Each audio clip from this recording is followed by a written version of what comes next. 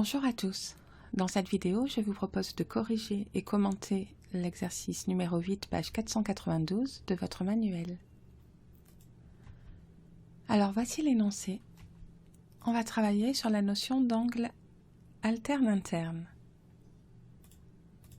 Je vous rappelle un petit peu ce qu'on en a vu. On a vu que à partir d'une configuration de ce type-là, deux droites qui définissent une bande à l'intérieur de laquelle on va pouvoir se situer, puisqu'il s'agira d'angle alterne interne.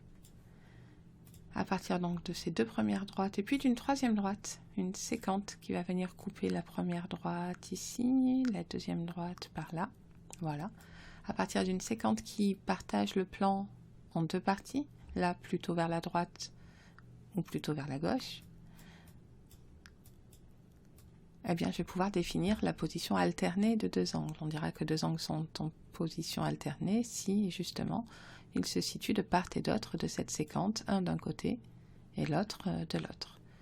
Et puis, bien sûr, dans la définition du cours, on avait dit qu'il fallait aussi que les angles ne soient pas adjacents, mais puisqu'on a défini deux points d'intersection avec cette séquente, on va tout simplement choisir un angle qui a pour sommet le premier point d'intersection, et l'autre angle qui a pour sommet le deuxième point d'intersection, et on sera assuré d'être en position alterne-interne avec ces trois critères. Alors, attention, parce que dans cet exercice, je n'ai pas trois droites comme on l'avait vu dans le cours, j'en ai quatre. J'ai donc une droite de trop. Il va falloir trouver quelles sont les trois droites que je sélectionne, et je vais avoir le choix, parce que cette configuration-là, bien sûr, elle peut être un peu plus penchée par là, un petit peu comme ça, un petit peu comme ça. Bref, pour l'instant, on a souvent vu des configurations dans lesquelles la bande était plutôt horizontale. Elle peut tout à fait être plutôt verticale, par exemple. Donc, on va, du coup, avoir la possibilité d'appliquer le vocabulaire du cours dans des configurations qui ont une allure différente. Il faudra reconnaître les deux droites que l'on choisit pour définir la bande et la séquente que l'on choisit également. À partir de là, une dernière remarque, on vous demande dans cet exercice, pour chacun des deux angles qui est ici, de citer deux angles alternes-internes. Non pas un angle alterne interne avec BAD et un angle alterne interne avec DCB, mais bien deux angles alternes internes avec l'angle de la question petit a. Deux angles alternes internes avec l'angle de la question petit b. Alors peut-être que vous n'aviez pas pensé à citer deux angles à chaque fois, auquel cas peut-être mettez la vidéo sur pause pour voir si vous arrivez par vous-même à trouver l'angle manquant. Et une fois que vous êtes prêt, reprenez la suite de la vidéo. Je passe à la question petit a. Alors on regarde l'angle BAD, je l'ai codé ici. Cet angle, il a pour côté la demi-droite AB et la demi-droite AD. Je vous ai dit qu'on allait choisir trois droites parmi les quatre. Surtout, il ne faut pas que j'enlève celle-là. Si je l'enlève, je vais la mettre en blanc plutôt. Voilà. Si je l'enlève, je vais me retrouver avec un angle qui n'est plus du tout défini. L'angle BAD, il apparaît plus du tout sur la figure. Donc je ne peux pas me passer de cette droite-là. Il faut absolument que je la garde. Je vous ai dit quatre droites, j'en choisis trois. Celle-là, je n'ai pas le choix, je la choisis. Pour les mêmes raisons, celle-là, je ne peux pas l'enlever, sinon, même problème à cet endroit-là. On se retrouve avec un codage dans le vide, ça n'a pas de sens. Donc, je garde celle-là aussi. Et maintenant, je vais avoir le choix. Je peux décider de garder ou pas la droite CD, auquel cas, ça me dira quoi faire de la droite BC. Regardons ce qui se passe si, par exemple, j'enlève la droite BC. J'enlève aussi ceci, voilà. Alors, j'ai fait en sorte de laisser les points au cas où vous ayez utilisé les points B et C pour nommer vos angles, mais en réalité, je peux aussi m'en passer. Avec cette configuration-là, je suis assez proche de ce qu'on a vu en classe. Je vais prendre un fluo plus grand, sinon je vais passer un temps fou à colorier. Voilà. Donc, ici, je vous fais apparaître la bande à l'intérieur de laquelle je vais peut-être pouvoir me situer. C'est assez cohérent, parce que les deux angles doivent être à l'intérieur de la bande. Eh bien, heureusement, c'est le cas de cet angle ici. Sinon, ça voudrait dire soit que j'ai mal choisi la bande, soit qu'il y a une erreur d'énoncé. Ce n'est pas possible de trouver des angles alternes internes, par exemple, avec cet angle-là. Alors, donc maintenant que j'ai trouvé les deux droites qui constituent la bande, je vais les écrire ici. La droite XY pour la première et la droite X', Y', voilà. Et du coup, il ne me reste plus qu'une droite qui pourra définir la séquente, c'est la droite ZT, pardon, que voici. Donc je vais la nommer. Et ça va être important, justement parce qu'on a le choix, on aura parfois le choix, ça va être important de prendre le temps de dire quelles sont les trois droites que vous utilisez. Une fois que j'ai ça, eh bien, puisque ma séquente, elle partage l'écran en une partie plutôt vers la droite et une partie plutôt vers la gauche, je vais essayer d'être en position alterne interne. Donc à l'intérieur, j'ai trois angles, mais je ne prends pas celui-ci. Il serait du même côté de la séquente que l'angle BAD. Donc il me reste deux possibilités. Et puisque je ne souhaite pas que les angles soient adjacents, pour avoir des angles alternes internes, eh bien je vais prendre celui qui a pour sommet le sommet D. Donc c'est l'angle ADX'. Je peux le nommer de plusieurs façons différentes, bien sûr, mais je vais m'en tenir là. Je renommerai la droite après. Donc ADX', que je sélectionne. Pardon, j'avais effacé ça, donc ZT. Voilà.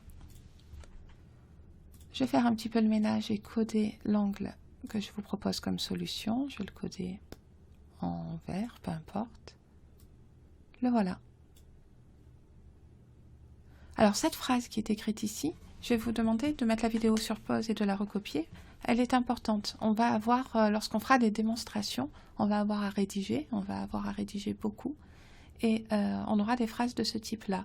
On sait que les droites 1 et 2 sont coupées par la séquente 3 et que les angles machin et bidule qu'elle détermine sont alternes internes.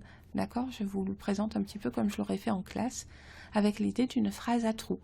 Ce que j'ai mis en fluo, c'est les parties à compléter. Il faut trouver quelles sont les trois droites, quels sont les angles que l'on va utiliser. Parfois, il faudra aussi trouver soi-même quel est le vocabulaire adapté, puisqu'on va travailler sur des angles alternes internes et sur des angles correspondants.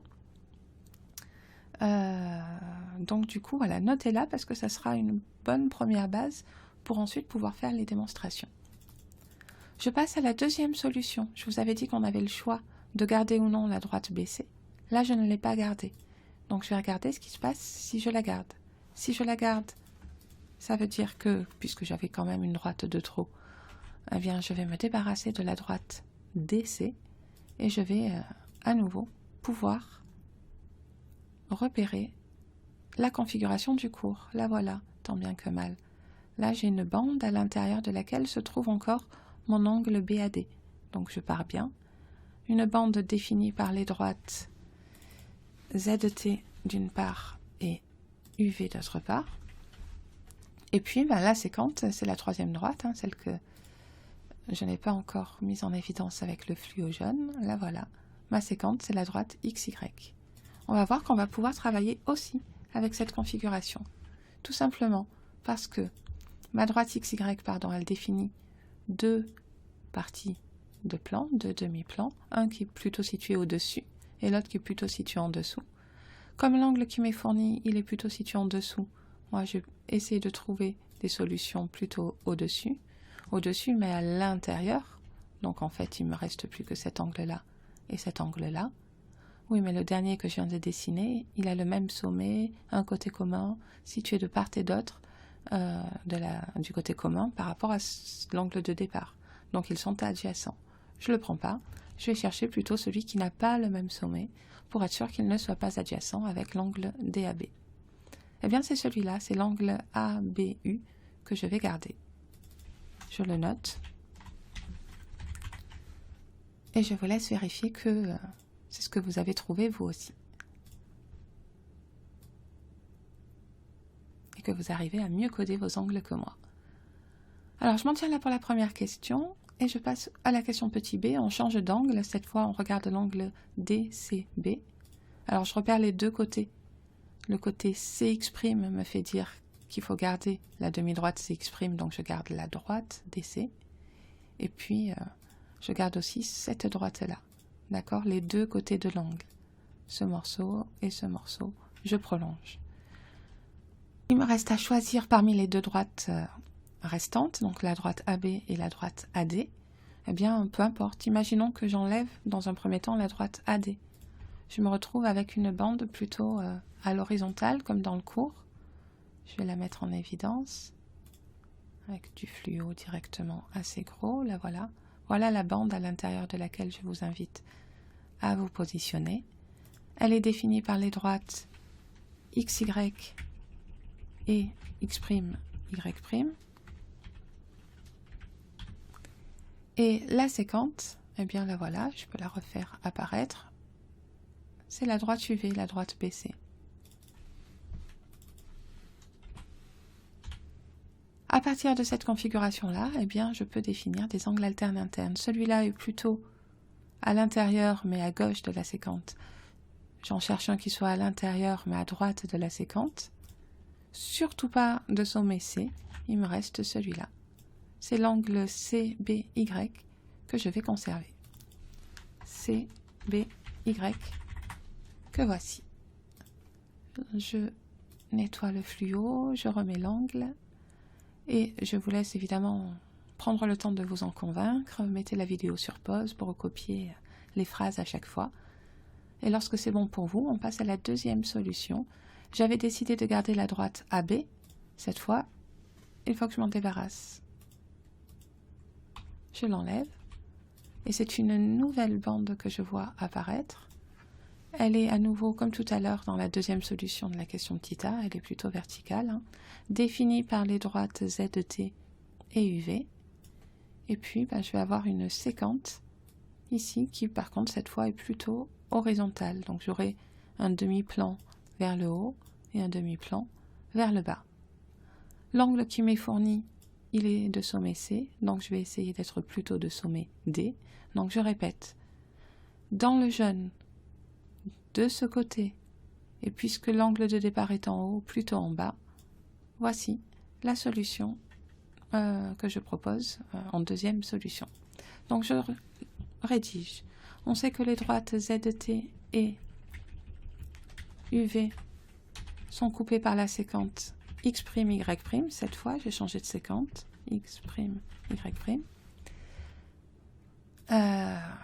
Et que les angles DCV et CDT qu'elle détermine sont alternes internes.